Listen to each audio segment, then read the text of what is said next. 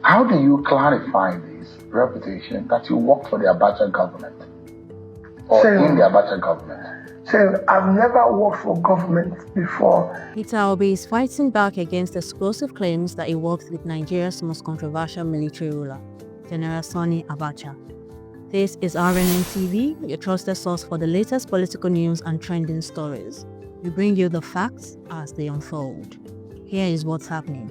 Former Labour Party presidential candidate Peter Obi has come out swinging against accusations that he collaborated with the late military dictator, General Sani Abacha.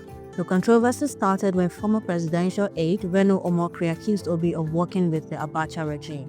This is serious allegation because Abacha's military government was known for human rights abuses and corruption.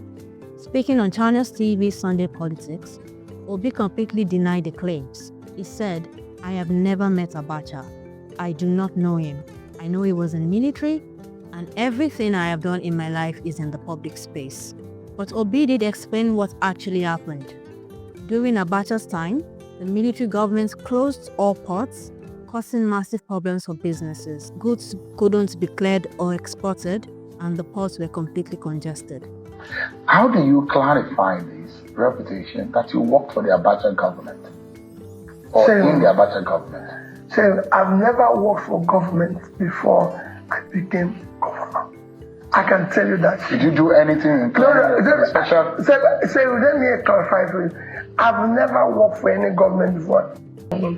So I was a very successful businessman. And everybody knows that. I was a very successful businessman. I built my business from scratch to something of reputation.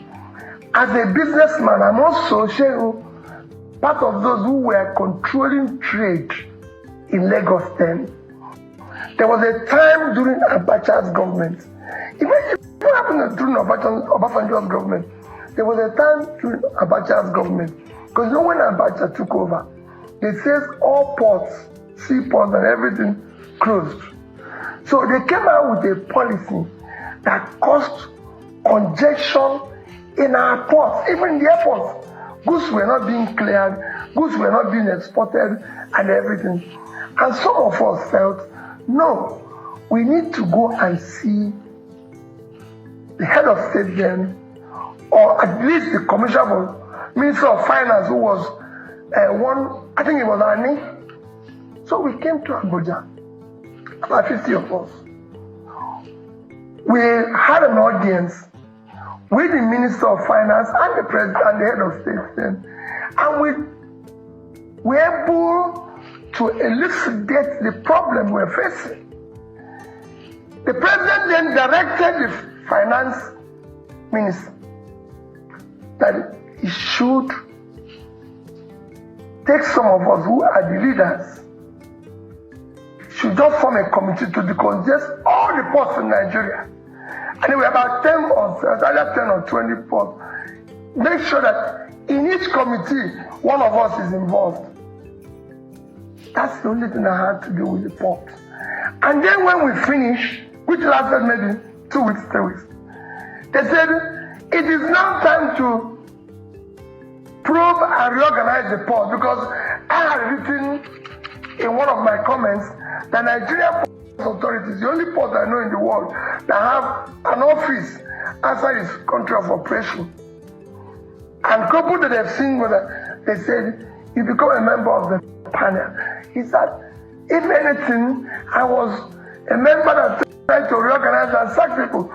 Saying he has nothing to do with working government. I've not met Abacha, I don't know him, I'm not in the military. Saying everything I've done in my life is in the public space. According to Obi, some business leaders, including himself, went to Abuja to meet with the Minister of Finance about this crisis. They were able to explain the problems they were facing. The government then formed a committee to help clear the port congestion, and some business leaders were asked to participate. Obi says this committee work lasted only 2 to 3 weeks, and that was his only involvement with anything related to the Abacha government. He never actually met or worked directly with Abacha himself.